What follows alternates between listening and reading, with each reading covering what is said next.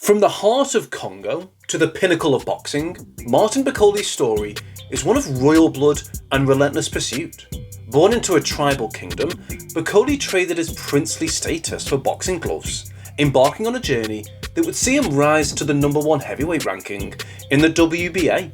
But how did this son of a king become a warrior in the ring? For that to answer, you need to go back from where it all started. Bakoli definitely overperformed. Man, he's a bad dude. He was very George Foreman-esque in there. Very, very powerful, good fast hands, had a game plan. He knew what he was doing. Early life. Bakoli's early life in Congo was steeped in tradition and privilege. As a member of the royal family, he was destined for a life of leadership and cultural importance. But the young prince felt the call of the squared circle, a world far removed from the tribal customs of his homeland. His decision to pursue boxing meant leaving behind not just his royal status, but his entire way of life. The change in culture from Congo to Scotland was a big deal. As Bakoli got used to his new home, he showed how flexible he was by famously saying he felt half Scottish. He would do well in the worldly world of professional boxing because he can connect two very different worlds. But when Bakoli stepped into the ring for the first time, he was met with challenges that would test his royal strength and desire to fight. Even though Bakoli was able to connect with two different cultures, the harsh world of professional boxing required more than just cultural sensitivity. From his first fight to becoming a top contender, the prince's path was full of both wins and losses. Each fight turned him into a stronger heavyweight fighter, forging a fighter's path. In his first fight as a professional boxer, Martin Bakoli beat Cecil Smith by technical knockout in the second round on March 25th, 2014. Bakoli had a great start to his career. He went 9-0 in his first fights, with 6 of those wins coming by knockout. A rising star in the heavyweight division, his strength and skill quickly caught the eye of the boxing world. When Bakoli won the vacant IBO Continental Heavyweight title on November 11th, 2017, he reached a new level in his career. When Bakoli fought Ali Bagouge, who had never lost before, he showed how powerful he was by knocking him out in the first round. This performance not only won him the title, but it also made him known as a dangerous heavyweight contender. The Congolese boxer kept going strong, when on June 23rd, 2018, he successfully defended his IBO Continental title against DL Jones. Again, Bakoli's strength was too much for his opponent, and he won by TKO in the first round. Bakoli seemed ready to be great. He had an unblemished record and a string of great performances. But problems are often the best way to see how tough a fighter really is. Now was the best time for Bakoli. On October 13th, 2018, he fought Michael Hunter for the vacant IBO Intercontinental Heavyweight title. At first, the fight was competitive, with Bakoli putting pressure on Hunter in the early rounds. Hunter's better movement and combination punching started to turn the tide as the fight went on. Bakoli showed how tough he was by fighting through an injury to his right shoulder that happened in the 8th round. Even though Bakoli was determined, the damage he was taking led to a 10th round TKO stoppage, which was the first loss of his professional career. This setback was a turning point that forced the fighter to think again and learn from the mistake. Because he was a royal, Bakoli wouldn't let this loss define him. He went back into the ring on April 6th, 2019 to fight Mariusz Wach, a former heavyweight title challenger. This showed that he had the heart of a champion. Bakoli won the fight by showing how tough he is and how much better he's become by taking punches and still applying constant offensive pressure. Bakoli won the fight by technical knockout in the 8th round when he threw a bunch of punches that the referee had to stop the fight. This amazing comeback win over Wach, a seasoned veteran, not only helped Bakoli get back on track, but it also showed that he could learn and grow from losses. The fight put doubters to rest and made Bakoli a force to be reckoned with in the heavyweight division again. Before we move ahead, please like the video and subscribe to the channel. The Warrior's Evolution. Martin Bakoli's journey from prospect to elite boxer is a testament to his unyielding spirit and strategic growth. At the heart of this transformation lies his partnership with trainer Billy Nelson in Scotland. Nelson's expertise has sharpened Bakoli's raw talent, refining his technique and expanding his boxing arsenal. This collaboration has proven instrumental in Bakoli's ascent through the heavyweight ranks. The Congolese fighter's development has been further enhanced by his friendship with Anthony Joshua.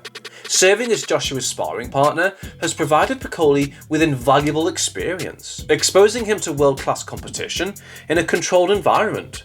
These sessions have not only improved Bakoli's skills, but also boosted his confidence, proving he can hold his own against the division's elite. Bakoli's fighting style has evolved into a formidable blend of power, speed, and technical skill.